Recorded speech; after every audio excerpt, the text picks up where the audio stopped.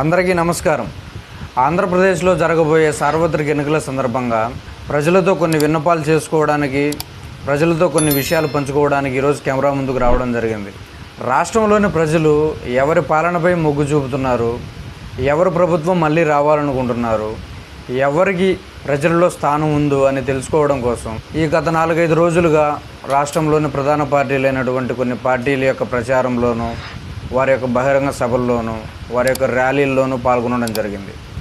అయితే ఈ ర్యాలీలకు, ఈ బహిరంగ సభలకు, ఈ ప్రచారాలకు వెళ్ళినప్పుడు తెలిసింది ఏంటంటే, ప్రజలలో ఎవరికైనా ఎక్కువ స్థానం ఉందంటే అది కేవలం ఒక డబ్బు కోసం మాత్రమే.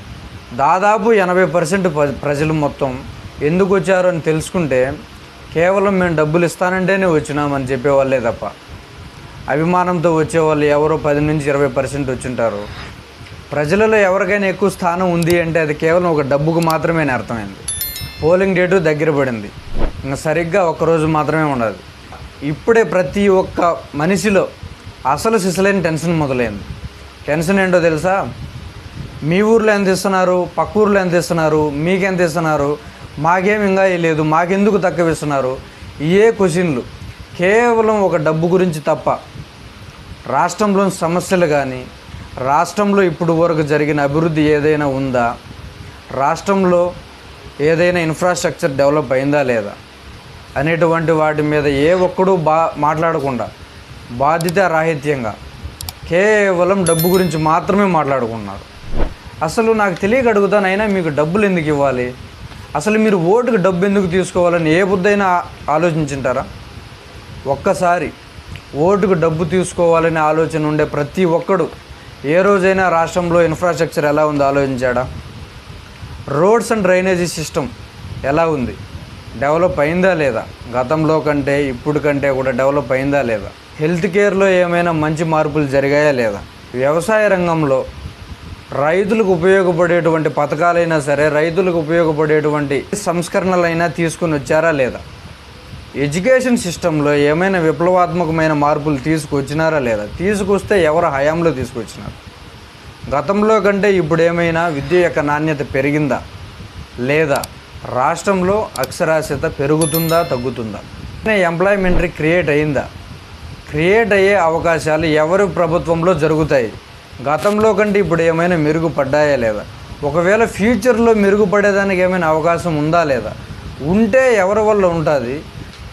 రాష్ట్రంలో major issue corruption and crime rate, అది గతంలో కంటే తగ్గిందా పెరిగిందా అనే దాని మీద దృష్టి పెట్టండి, దాని గురించి ఆలోచించండి. ఆ వైలేషన్ని, హ్యూమన్ వైలేషన్ని ఏ ప్రభుత్వమైనా అరికట్టిందా, అరికట్టింటే ఎవరి హయాంలో జరిగింది, గతంలో కంటే ఇప్పుడు దాడులు తగ్గాయా లేదా అనే దాని గురించి ఆలోచించండి. ఏ ప్రభుత్వమైనా పాలనలో, వారి యొక్క పరిపాలనలో అయినా సరే, వాళ్ళు పెట్టేటువంటి స్కీమ్స్లో అయినా సరే కాంప్లికేషన్ లేకుండా మినిమమైజ్ చేసి, సరళీకృతంగా చేసి, ప్రజలందరికీ సమానంగా చేరే విధంగా చేశారా లేదా, మనం ఆలోచించాల్సిందంతా కూడా ఇలాంటి వాటి మీద.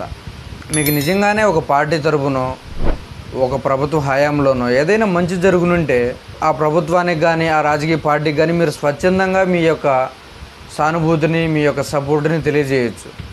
ఎందుకంటే మన యొక్క ప్రజాస్వామ్య దేశంలో ప్రతి ఒక్కరికి వారి యొక్క స్వేచ్ఛ భావనని తెలుపుకునేదానికి మనకు రాజ్యాంగం కల్పించినటువంటి హక్కు. మిమ్మల్ని ఎవరు ఏమనరు, డబ్బు తీసుకొనే సపోర్ట్ చేయాలి, డబ్బు తీసుకొనే ఓటు వేయాలనేటువంటి రూల్ ఏం లేదు. మనకు రాజ్యాంగం కల్పించినటువంటి హక్కులతోనూ మన యొక్క ప్రజాస్వామ్యాన్ని కాపాడడం కోసం ఓటేయాలి తప్ప, ఏదో వాళ్ళ వలనో వీళ్ళ వలనో మన యొక్క స్వార్థం కోసం, మనకేదో కేవలం మన యొక్క స్వార్థం, మనకు మంచి జరుగుతుంది అనే ఉద్దేశంలో డబ్బులు తీసుకొని మాత్రం ఓటు వేయొద్దు. ఎప్పుడైనా డబ్బు తీసుకునేటప్పుడు ఒకటి ఆలోచించండి, కేవలం ప్రభుత్వం పెట్టేటువంటి పథకాల వల్ల ఏదో మనకి, మన కుటుంబానికి మాత్రమే మంచి జరిగింది, మనకు జరిగితే చాలు, ఇంకొకరికి జరగకపోయినా పర్వాలేదని అనుకోవడం కంటే, ప్రతి ఒక్కరికి గ్రౌండ్ లెవెల్లో ప్రభుత్వం అమలు చేసేటువంటి ప్రతి ఒక్క పథకం అర్హులైన ప్రతి ఒక్కరికి అందిందా లేదా దాని గురించి ఆలోచించాలి. ఏదో మనకు అందాయిలే, మన పిల్లలు బాగుండారు, మన ఇంటికి మన పథకాలన్నీ వచ్చినాయి, ఇంకొకరికి వస్తే ఏమి రాకుంటే ఏమి అనేటువంటి స్వార్థ భావంతో ఉంటే అది ఎప్పటికీ మంచిది కాదు. మనం ప్రజాస్వామ్య దేశంలో ఉండేటప్పుడు ఏ బుద్ధైనా సరే, ఏ బుద్ధో ఒకరోజు మన దేశం గురించి, మన దేశంలో ఉండే ప్రజల గురించి, మన చుట్టుపక్కల ఉండేటువంటి మన బంధుమిత్రుల గురించి కూడా ఒకసారి ఆలోచించండి. కేవలం డబ్బు మాత్రమే కాదు, అభివృద్ధి గురించి ఆలోచించాలి. జరిగేటువంటి ఇన్ఫ్రాస్ట్రక్చర్ డెవలప్ అయిందో లేదో దాని గురించి ఆలోచించాలి.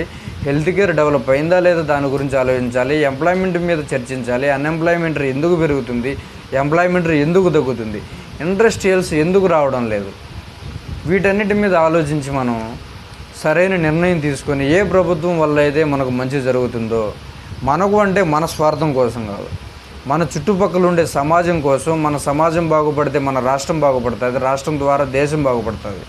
ఇలా మనం ఆలోచించాలి. ప్రతి ఒక్కరికి కూడా రోజు ఓటు హక్కు ఉండదు.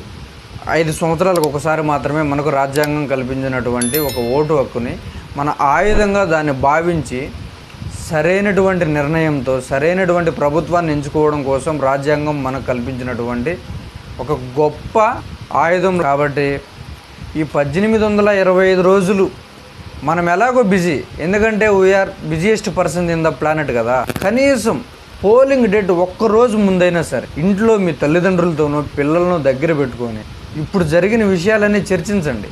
మనం ఎలాగో ఈ 1825 రోజులు మనం ఓటేసిన తర్వాత ఏమి ఆలోచించాం దేశం గురించి. కేవలం మనకు ఉండేటువంటి రోజు ఒకే ఒక్కటి, అది పోలింగ్. రాజ్యాంగం కల్పించినటువంటి ఒక హక్కు.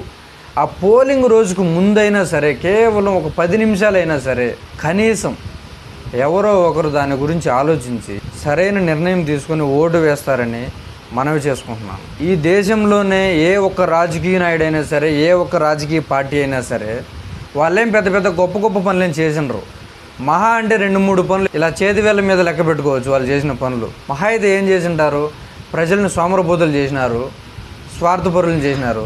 అంతకుమించి ఏముండదు ఏ రాజకీయ నాయకుడైనా సరే చేసింది. 10 నిమిషాలు ఆలోచించండి.